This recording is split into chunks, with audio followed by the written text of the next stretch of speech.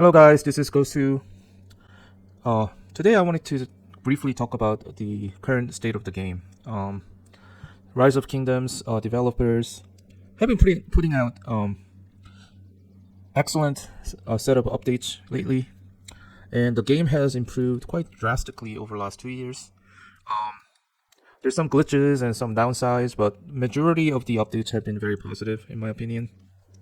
And I just wanted to point out what I think the developers are wanting us to do to play this game most optimally, so that you guys can be educated on what to do as far as how to develop your account. Um, so let's just start by a brief history of Rise of Kingdoms. Very briefly, uh, to make it really short. Initially, the Rise of Kingdoms was a cav dominant game.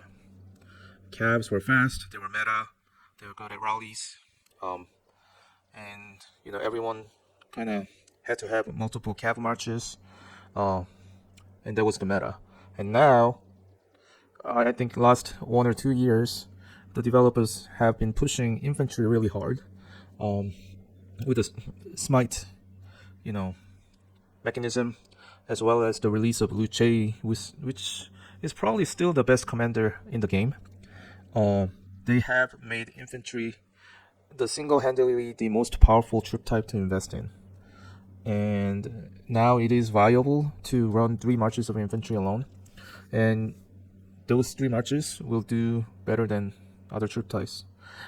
So I think, based on the trend that we've seen, it's cav, then infantry.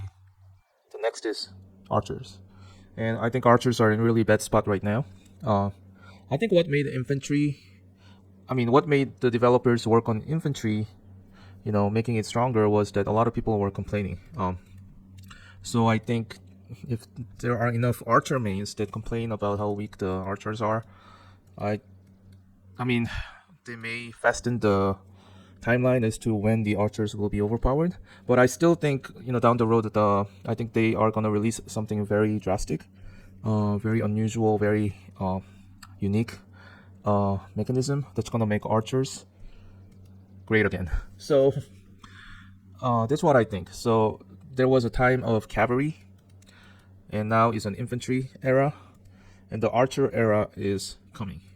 So that's what I think will happen soon. Maybe with the anniversary update, they're gonna release overpowered archer commander. Maybe Sanju Prime is an archer. I don't know what they're gonna do, but I think infantry has gotten enough love from the developers last 2 years, and it's actually kind of getting one-sided, where they are almost too powerful compared to other troop types. So I think it's about time they give some archers some love. So that's what I see as far as the troop type goes. How I think the meta will change. And I also want to talk about the recent update on Crystal Tech. So they made it very clear that with that update, I think they made it very clear that you should focus on one troop type. Because I think it is the most efficient way to invest your gears and your gold heads and your armaments into one troop type, and they made it easier to achieve that by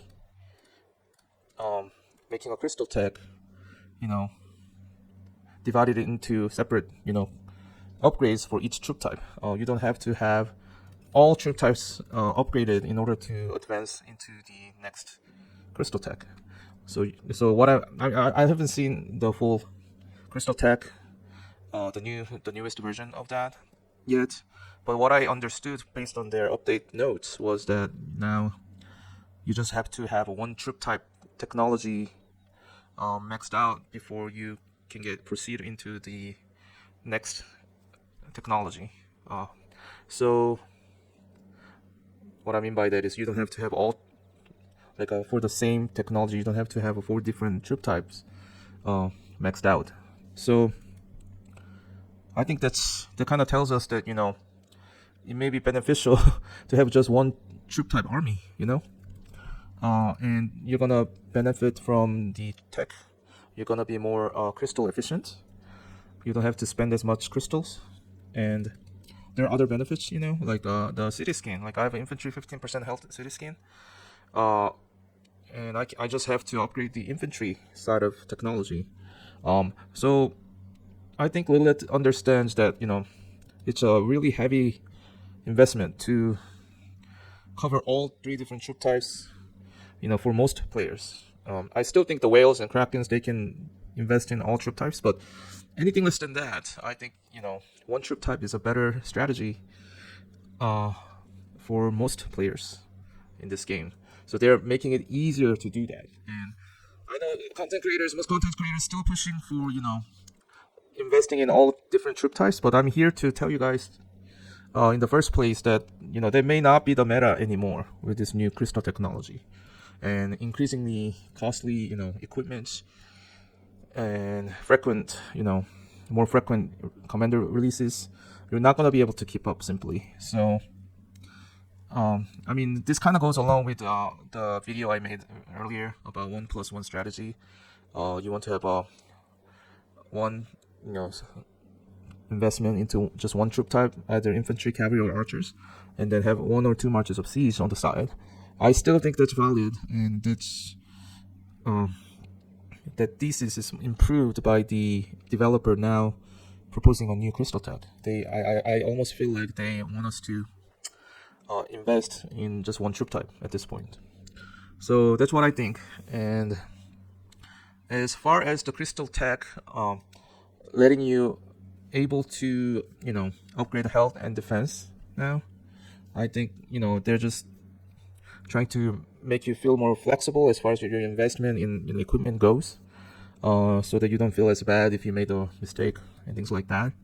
I don't think it breaks anything as far as the equipment meta goes. I still think health and defense probably better than attack. So it doesn't make that much of a difference as far as the meta for equipment goes.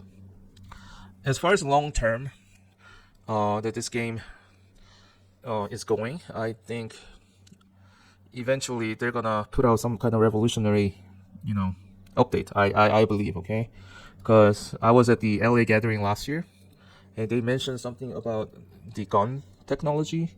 Like they're gonna literally shift from like ancient times into some like a modern technology. So I do think eventually they're gonna release like a modern technology, like a gun mechanic where probably is, it's gonna be a troop type where it's kind of like a siege, but you don't have to set it up to shoot. So you don't have to wait 8 seconds to set up and shoot, but instead you're gonna be able to just move around and shoot at will without any delays. And obviously the distance of the attack would be shorter. But I think that's the next step that they're thinking about, maybe, because they mentioned the gun technology at the gathering. So I think that may be an interesting move forward in this game. They may enable you to micro a little bit more. I think in Call of Dragon, I think something like that is already happening. So at least that's what I think right now. With the gun technology, I think you're gonna be able to shoot without delay in a shorter distance than the siege right now. So I think overall this game is still very entertaining, very interesting. I do think the KVKs take too much time to complete, and there's so much wait time and not enough action.